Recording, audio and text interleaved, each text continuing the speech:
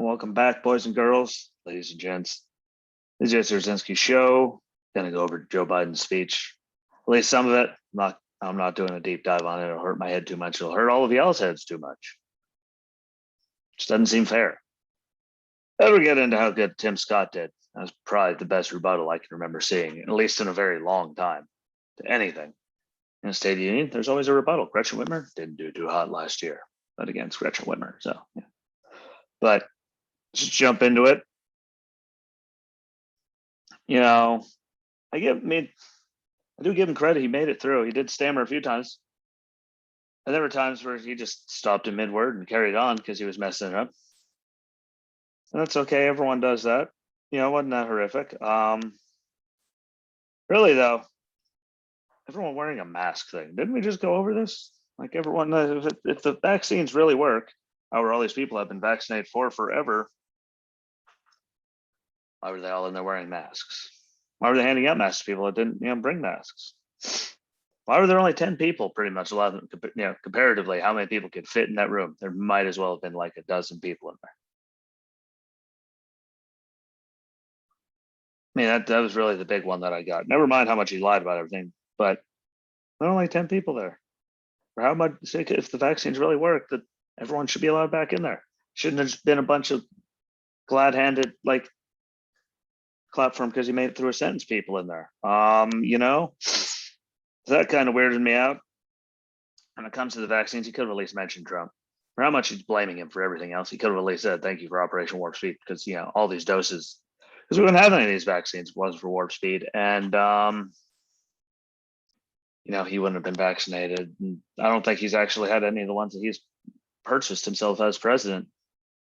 I don't think he's had actually any of those administered yet. It's still all Trump stuff. Then he could have at least just thrown an olive branch to show people he actually are trying a little bit and reach across the aisle. But there was his opportunity, missed it, and figured just keep throwing everyone under the bus and lying. There was a lot of them. Please argue with me, but it wasn't that good. But he could have mentioned him for that somewhat. Just me. Talking about all the, we did get into, we're going to spend all this money without raising the deficit. Yeah, you've proven that so far. We're going to tax the rich more because they should be paying more and they shouldn't be doing this much. And there shouldn't be all these tax breaks and stuff. Well, Joe, you and Maxine, who's been there since 91, and Nancy and Chuck Schumer, lots of y'all have been there for decades and are kind of the people that wrote all the, tax codes and work on all the things that, go into that. So how are you mad at all of them for taking advantage of codes that the people that are, in that room that have been there for forever actually are the ones that worked on and wrote it and did all that? Just say it. And he said trickle down doesn't work. Well, what happens when you start taxing these guys as much as you are capital gains, everything? Every tax is going up. Death tax, everything. But what's going to happen when you tax these 1%ers who made all this money during the pandemic? Because they're the ones running all the companies that made all this stuff. So distribution, all that's like duh. But what are you going to do to them? Trickle down, trickle down. We're going to see how trickle down really works, because you're going to start taxing them out the wazoo. Do you really think they're going to pay it, or do you think they're going to do what they have been doing, which is why they're all billionaires, trillionaires, all that stuff? Like, they're just going to raise the prices of everything and let people go. They're not in it for anything but money at this point. They got shareholders, they got all that, and it's about the bottom line and making as much money as humanly possible. So it'll trickle down, like you'll tax them out the wazoo. Then everyone underneath them, from employees to customers, because our prices go up, like all of that is going to happen. That's how that works. Jobs are going to leave. As you didn't know this, like we've seen this happen very recently, actually. There's a good span there where that happened a lot. But trickle down. It's going to trickle down. It's going to trickle way down, and it's going to hurt everybody. The cost of energy is going to go up because, price of oil and all that gas, all that's going up. What do you think they use to produce all that electricity that we use? Oh, wait. And then they try to switch everyone to electric cars. Well, what do you think fuels the things that are charging those? That's not my have to. It's just basic, simple things. So like I like that trickle down. Doesn't work because it doesn't help the people at the bottom. Well, this is going to kill the people at the bottom because there's going to be a lot more of them getting laid off, and the price of everything is going to go up because the people that you're going to tax the Jesus out of that run these companies on it, small businesses too are in there, but they're not going to care. They care about one thing: making money. So don't worry, we'll all feel the pain, and then sooner or later we'll all get proven to be right after all of this craziness.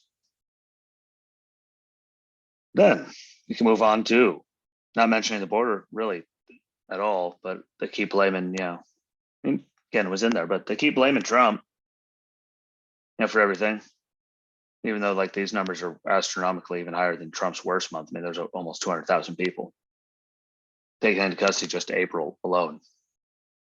We can think of all the ones they didn't catch, like because so many people are working on processing these people. There's no way they're catching everyone. Don't worry, it's all Trump's fault that you're shattering his numbers, and this is the highest stuff we've seen in 20 years. It's all his fault. 100% all his fault. What do you know? The biggest numbers seen in 20 years. So right after Clinton got out of office, Bush got into office suddenly. I don't know. Crazy policies. Crazy policies do bad things. I don't know. But this is the worst numbers in 20 years. Like we're not even to the bad month. Like where it normally gets really bad during, May, June-ish, I believe it is. So we're pretty much there, but we're not there yet.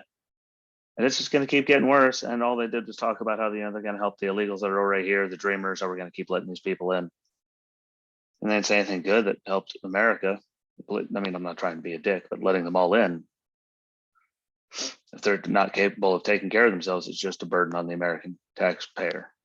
And we already have enough burdensome things and cash problems because we have a spending problem. We don't have a revenue problem. We have a very violently large spending problem. How much you tax the rich?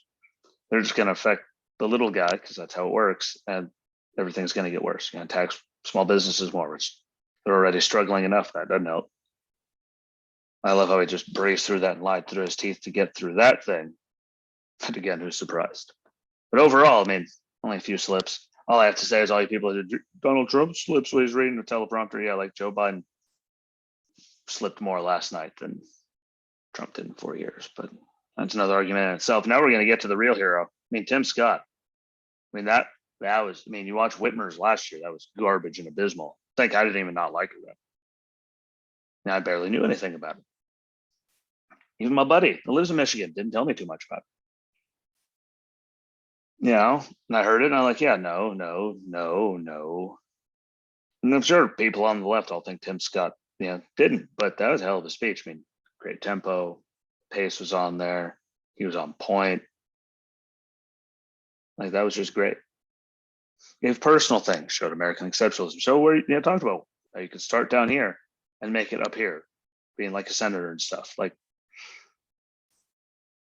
how we could do this because we really can if we all just pulled our heads out of nowhere and worked together. But if you did not watch it, that's the biggest takeaway from all this. Please go watch Tim Scott's speech. I don't care which side you're on. You can't say that wasn't a good speech. Because if you do, you're a liar. That man killed it. It was glorious. Enjoyed every second of a family. Again, you get to have the family stories, actual facts. Look where I came from. Look where my family was. Look where I am. Look what you can actually do. No matter how much, anything you dealt with, just for the color of your skin or anything, like you can do anything in this country the way we are right now, which is true. And might add, it was nice to hear Joe Biden finally say we weren't a racist country. Because, that's all they've been saying for forever is, systemic racism built into everything across the board in our country. And they did last night say that we are not a racist country. So it's nice to finally hear that come out of his mouth. I know, out of nowhere, like I forgot until I talked about Tim Scott there, but it was nice to hear the commander in chief finally say that we're not a giant racist country. They have been running on that for forever now. Systemic racism, systemically racist to the core, like all that. It was nice to hear him say that. But if you did not, anyway, back to Tim Scott, if you did not watch his speech, please go back and do it because that was amazing. Like he was just right there, right on point. It was exciting. It was a breath of fresh air after what we just saw. It wasn't the hellfire and brimstone that we saw, presidents past, but he was charismatic. Again, good tempo, Man knew how to talk. He made his point. He made it very personal, believable. I mean, it was everything you want in a speech to rebut everything that the person before you said. Like, he did a good job and he killed it. So please do me a favor. And if you want to get really crazy, watch Whitmer's from the year before. If you don't remember Trump's speech, go watch that too. You can watch that. You can listen to her. Then you can go back and listen to Tim Scott. Just so you could compare. Like, that was amazing. That was like bright light shining compared to like dark, gloomy, we're all screwed kind of thing that you get used to seeing. So it was really good. I was really thoroughly impressed. And I've always liked Tim Scott just because of his ideas, the stuff he comes up with. He's always seemed like a really well-educated, like decent human being, which you don't see too many of them in politics. And that speech was just phenomenal. So we'll see where it goes for him. Never know, but hopefully it's good things. With that being said, appreciate the watch, the listen. Yeah, if you want to just listen to audio, Spotify, Anchor, Breaker, Radio Public, Pocket Casts, Google Podcasts, Overcast. If any of those, follow along. The more followers, the better it is. The more it can help. If you're watching the videos, Facebook, YouTube, and Rumble, same name, Jesse Rucinski Show across all of them. So you can comment, put some posts on the page to say something. Tag it, but say something, comment. Let me know what you think. Follow along on everything you have, because the more followers helps, the more comments help. Because that means more people can see it. Share it out to people. That's a big one too. Greatly appreciate every share I get, every like I get, because that helps. So I really, really do thoroughly appreciate all of that. The thing keeps dipping out and going really bright on me. But that being said, enjoy the rest of your day. Make the most out of it. Be good to each other. Be good to others. Be good all across the board. And like always, people, till tomorrow, and peace.